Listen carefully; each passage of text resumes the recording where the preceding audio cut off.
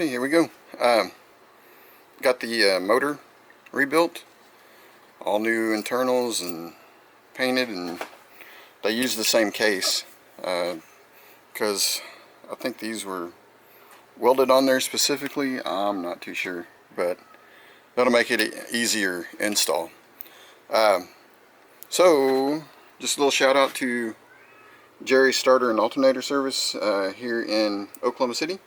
They're at 3814 Newcastle Road, 405-682-3920. Super fast turnaround. I got a great deal on it, and yeah, couldn't say enough. Can't say enough good about them. Super friendly, courteous, knows their stuff, and apparently this motor came off of Evinrude, like a starter motor for an outboard motor. So, anyways, they had all that stuff in stock, so it only took them a day to rebuild it. So the motor's good to go now. Now with this, I tried to take this apart, and not really able to. I mean, I might be able to, but I didn't want to spend that much time with it. But one thing that we need to do is address some of these cracks that's in here. I don't know how well this will show out or not. You can see there's a pretty decent crack there. A really big one there. And I think that's it. Yeah, that's it.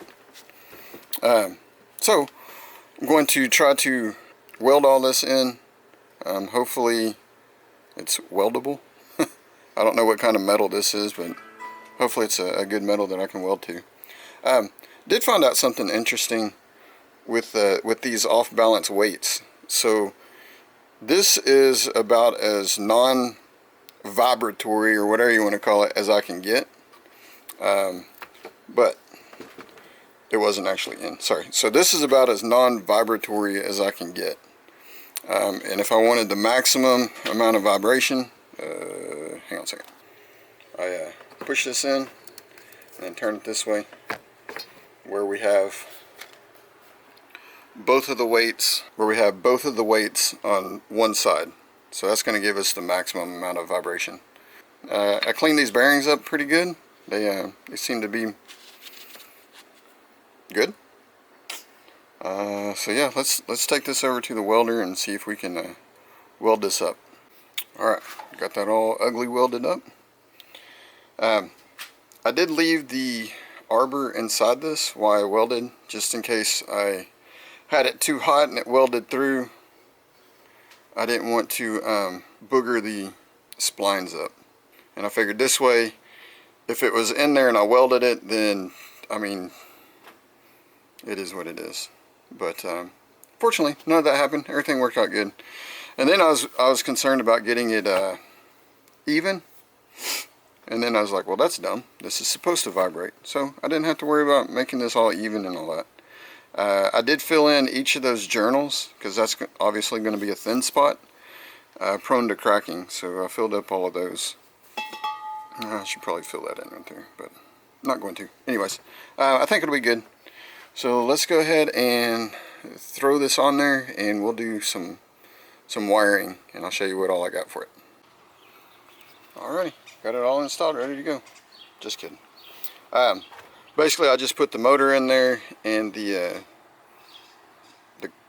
crankshaft. I don't know what you want to call it, the vibrator shaft. Gosh, you got to be careful how you say that. Anyways, so I just got it sitting in here. Nothing's tied down. But I need to do the wiring as well. So here's what we got with this. I bought a whole bunch of these fairly heavy-duty on-off switches. There's 10 of them in here, I think. I'll put the price. I bought all these through Amazon.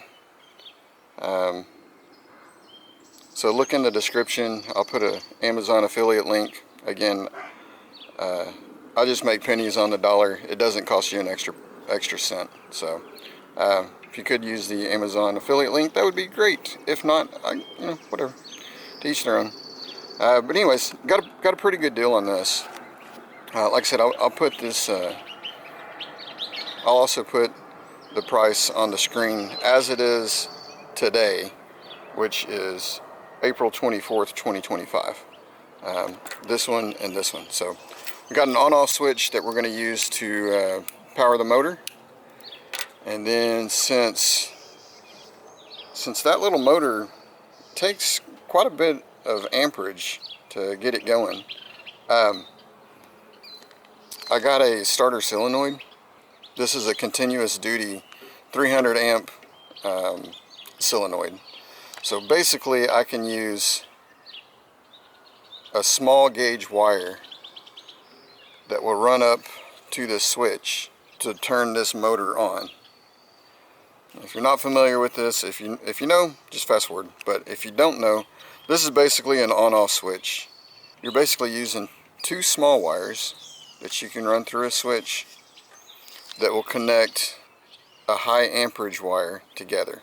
It does it quickly and solidly, for lack of better words. But anyways, long story short, this is what we're going to use to connect the motor directly to the battery. Just using this little on-off switch thing. So, anyways, so that I'll put the, again, link in the description and price as of today. I did notice the air filter had a hole in it. All in all, it didn't look too bad. Like, there's no dirt really in there. It just had a hole in it, so no good. And I bought this one. Again, all this stuff was pretty cheap. Alright, so this was $18. And then for 8 of these switches, these are heavy duty and waterproof toggle switch. Toggle witch. Whatever. Pack of 8 for $9.99. And then the air filter for $12.99. So, like I said, pretty cheap for all this stuff. Let me go grab some wire and some wire nuts and some, not wire nuts, no wire nuts. Some connectors and some other stuff, and we'll see what we can do about getting this wired together. Alright, I'll get back with you.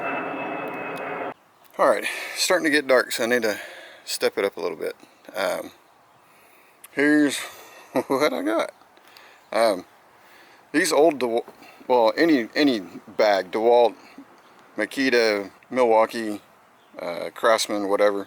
You usually get these tool bags. They're really not good for anything. At least I don't keep mine in a tool bag. If you do, great for you. But these have different alternatives. This is my electrical bag, and I actually need to swap it over because I've filled this up. I have another one that I need to do. Anyways, but these are great for, like in this case, I got an electrical bag. And then on another one, I have a bunch of ratchet straps and stuff like that I keep down in there. So just another way to use these bags. Don't throw them away. You can still use them. All right. So this is all that I got going. I'm going to try to use probably this 14 gauge wire for basically the on-off switch. I think that's plenty. And then I have 10 gauge wire to run the constant power. I think that might be enough, but if not, we can always go up. I do have this 4 gauge. If I need to go this route, I do have this 4 gauge wire. I think I have a red one too, so we can make it look all fancy. Alrighty. Got the connections, yada yada. So I decided to mount this. I was going to mount it here where it's kind of protected, but I'm going to flip this around, and it's going to be on this side, because as you can see, they don't really be protected.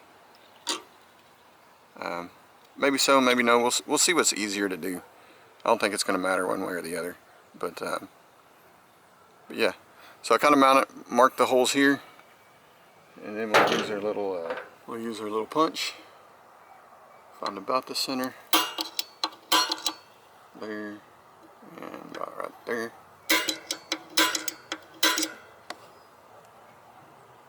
That should be good to go. If y'all are watching my channel and you haven't seen Project Farm, you might want to check him out. These came recommended from him, I believe. So we'll just mark these out. I got some 1/4 bolts, screws, whatever, and we'll use these. And I got it extra long because I have a whole bunch of these, and we'll just cut them off, the excess that we don't need. So yeah, let's go ahead and drill this in.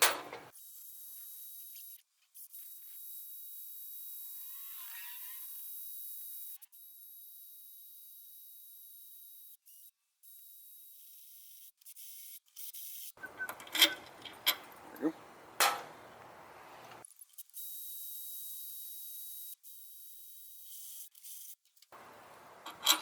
Ta-da.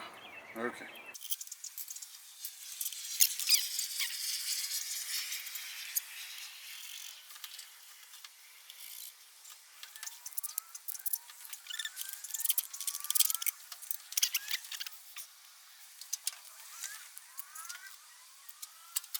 So I have this hooked up to this bolt, which is basically hooked to the body of this. This needs to be grounded. And so I have this, we're just going to touch it on the frame. And you see that green light? That means it's grounded. So now, kind of weird. Normally these are grounded and you don't need to run a ground wire. But apparently, one is ground, one is positive. So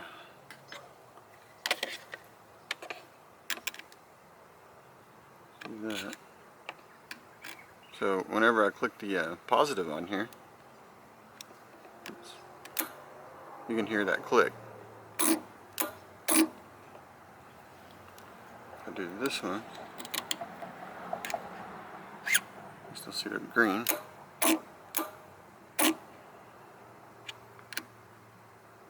Okay, so I guess it doesn't matter which one is negative. So all right, and then all that does is just connect this one to. All it does is connect this terminal to this terminal back here, the big one. So let's. I need to make a small grounding cable. Alrighty, so I found a good terminal that I want to use. Fits on there nice and snug. So I put it down in there. We're going to crimp this away. Let's see. Stick that down in there like that. Go. That ain't going anywhere. Alright, and then this one is a little bit smaller. Again, we get that on there. Do this.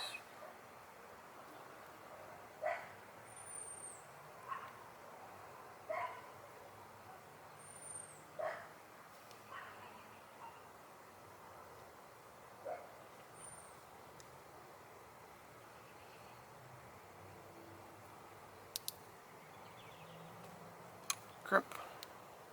Nice and snug. Now we need fire. A little bit more fire.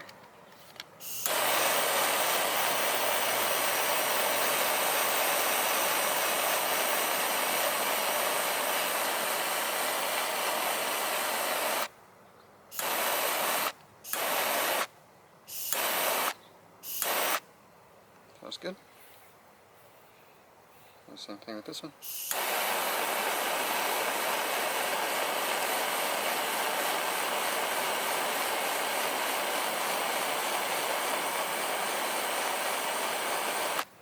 I probably shouldn't have open flame so close to the gasoline. Not really a good idea. So remember that for next time. Alright, so we'll get the big end on there. This thing's going to be vibrating like crazy, so got a little bit of a lock washer on there. Do that, and then this. And then we're going to run this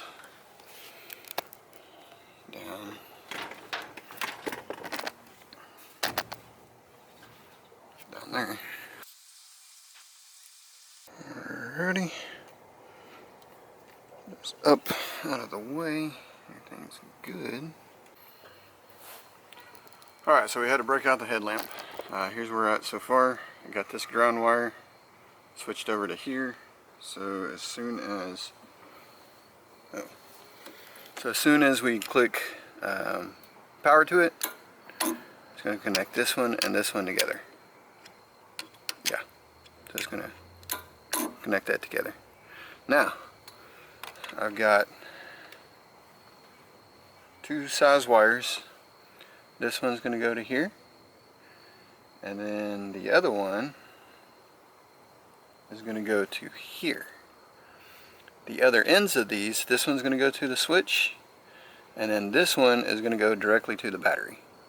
So I kind of measured out the two different size, and I had this protective sheath, since this is going to be going, since it's vibrating and all that stuff.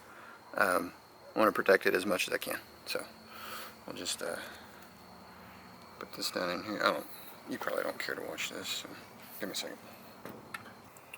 Alright, so there we go. Let's go ahead and clip these off, put terminals on real quick. We'll wrap this up, go from there. Alright, sorry about that. The battery died, and it's getting dark. Need to get this done. Anyways, I got it all hooked up. So let's see where we left off. I guess we'll start from the battery. So from the battery, we have this small wire here, goes up through this to one side of this. So that's always hot. And then whenever you flip this over, it will connect to this wire. This wire goes all the way back down here through this nice sheathing that's been zip tied, and over there to the solenoid. Okay. Now this one, this is the main power lead. So it comes through here, down through here, and over to there. Alright. Then actually I still need to tighten these, but okay, so from the battery we have it to this side of the terminal. From the switch we have it to this side of the terminal. From the negative to there, and then so we need to connect this wire to this wire. That's what this does. So then this wire comes down to the actual motor itself. Again, I put it in all this nice sheathing, lots of vibration, and we want to mitigate any of that.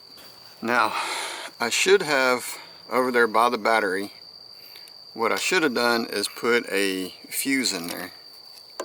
That way if I touch metal, the fuse will burn out and we get no sparky. And we get no fire, burnt wires, whatever. So again, that's what I should have done. I may regret it later, but here's where we're at. So now whenever we come over here and flip this switch,